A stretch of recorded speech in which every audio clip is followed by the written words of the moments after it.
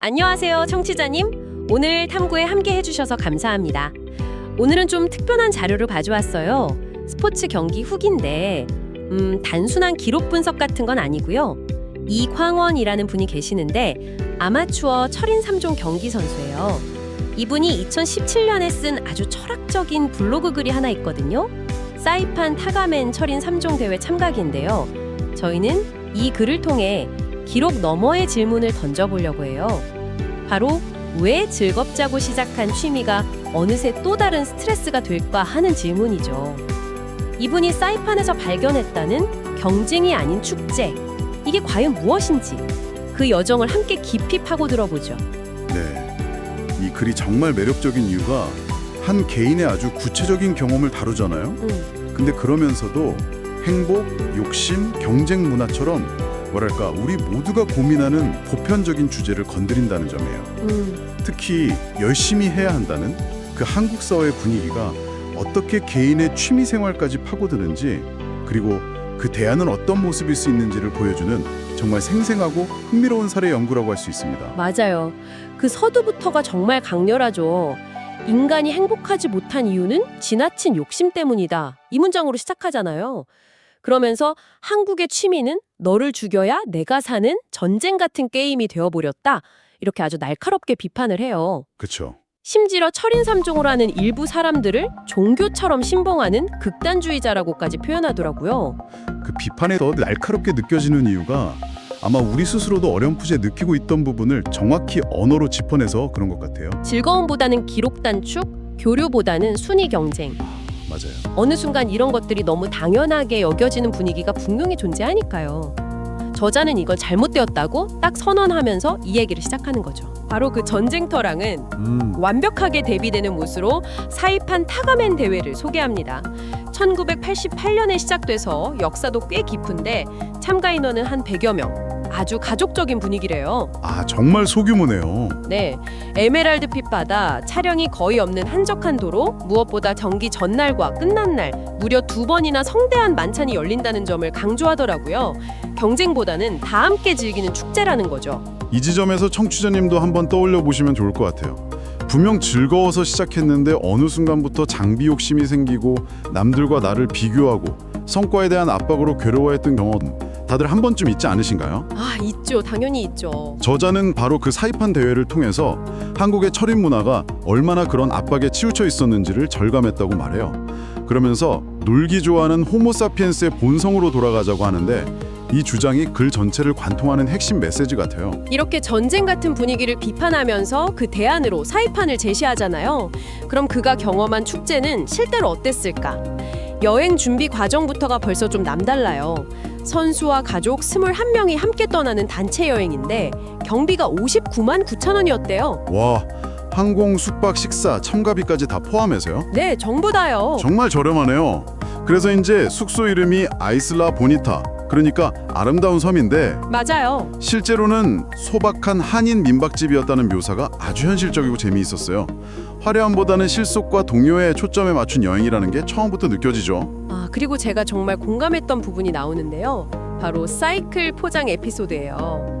이분이 해외 원정을 다 주가는 게 아니다 보니까 비싼 하드 케이스를 이미 처분한 상태였던 거죠. 그래서 직접 자전거 가게에서 빈 박스를 얻어와서 포장을 시작하는데 이게 보통 일이 아니었던 거예요. 저도 그 부분 읽으면서 웃음이 났어요. 며칠을 끙끙대다가 결국 깨달은 진리가 뒷바퀴를 빼면 두 바퀴가 다 들어가지 않는다는 거잖아요. 맞아요. 정말 단순한 사실인데 직접 부딪혀 보기 전에는 모르는 거죠. 그렇죠. 이 사소한 해프닝을 통해 저자가 얻은 깨달음이 인상적이에요. 아무리 간단한 일에도 노하우는 존재하고 전문가의 조언을 무시해서는 안 된다. 어쩌면 우리가 일상에서 겪는 수많은 시행착오가 다 이런 과정이 아닐까 싶더라고요.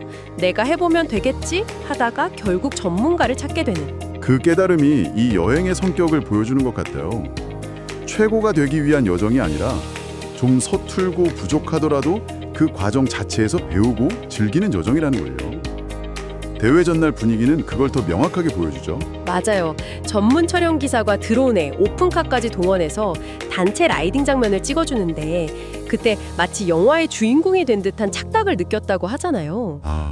이건 기록을 위한 훈련이 아니라 정말 평생 간직할 추억을 만드는 과정인 거죠. 그렇죠. 저녁 만찬도 딱딱한 선수 소개나 연설 같은 거 전혀 없이 그냥 편안한 뷔페식으로 다 같이 즐기는 분위기고요. 모든 디테일이 경쟁이 아닌 교류와 즐거움이라는 방향을 가리키고 있어요. 압박감은 사라지고 설렘만 남은 정말 이상적인 대회의 전야제 모습이죠. 네, 자, 그렇게 설레는 마음으로 맞이한 경기 당일인데 시작부터 엄청난 시련이 닥칩니다. 새벽 4시에 갑자기 전전이 된 거예요. 에어컨도 꺼지고 물도 안 나오고 불빛 하나 없는 암흑에 갇힌 거죠. 대회를 앞둔 선수의 예민한 상태를 생각하면 정말 아찔한 순간이었을 거예요. 이때 저자의 소회가 인상 깊어요. 전기가 공기처럼 당연히 있는 것으로 여기다가 전기가 없다는 사실이 얼마나 우리를 우울하게 만들 수 있는지 뼈저리게 체험했다. 아, 극한의 불편함 속에서 일상의 소중함을 깨닫는 순간이죠. 정말 그렇죠. 이 어둠 속에서 랜턴 불빛의 의지에 겨우 경기 준비를 마치고 출발선에 섭니다. 이제 본격적인 레이스가 시작되는데요. 저자의 심리 묘사가 정말 생생해요. 먼저 수영 1.5km. 여기서부터 상황이 아주 재미있어요. 자기 연령대 출전자가 본인 혼자였던 거예요. 시작도 하기 전에 이미 우승이 확정된 상황이네요. 경쟁자가 없다는 안도감이 들었을 법도 한데요. 네, 그랬다고 해요. 그런데 아이러니하게도 그 안도감 때문이었을까요? 수영을 하다가 그만 길을 잃고 엉뚱한 방향으로 가버린 거예요. 어이구. 결국 안전요원이 탄 작은 카누가 다가와서 옆구리를 툭 치면서 방향을 알려주는 좀 민망한 상황을 겪었다고 하더라고요. 경쟁의 부재가 오히려 방향 감각을 잃게 만들었다니 정말 아이러니하네요. 어쩌면 인간은 경쟁을 피하고 싶어 하면서도 한편으로는 경쟁이라는 표대가 있어야 제대로 나아갈 수 있는 존재가 아닐까? 뭐 그런 생각도 들게 하는 대목이에요. 그런 것 같아요. 이어서 사이클 40km 구간에서는 아주 솔직한 자기 고백이 이어져요. 최근에 훈련이 부족해서 허벅지 근육이 뭉쳐서 페달이 제대로 안 나가는 고통, 그리고 자신을 추월해가는 다른 선수들을 보면서 느끼는 그 복잡한 심경을 그대로 드러내죠. 이 글이 매력적인 이유가 바로 이런 솔직함에 있는 것 같아요. 잘하는 모습, 멋진 모습만 보여주는 게 아니라 힘들어하고 뒤처지는 자신의 나약한 모습까지 숨김없이 보여주면서 독자의 깊은 공감을 이끌어내거든요. 그리고 대망의 마지막, 달리기 10km. 여기서 저자 내면의 드라마가 폭발합니다. 이 부분의 심리 묘사가 정말 압권이에요. 뛰다 보니 자신의 오랜 훈련 파트너를 발견하고 추월하게 되는데 그 순간 저 친구한테 재추월당하며 모항 빠지는데 하는 생각이 스물스물 올라오는 거예요. 원치 않는 경쟁의식이 본능적으로 발동한 거네요. 분명 축제를 즐기러 왔는데도 몸은 여전히 전쟁의 문법에 익숙했던 거죠. 바로 그거예요.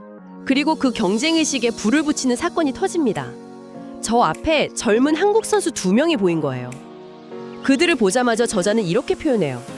DNA 속에 자리 잡은 5,000년 한민족의 억눌린 한이 되살아났다. 무조건 잡아야 한다는 투지가 끌어올랐다는 거죠.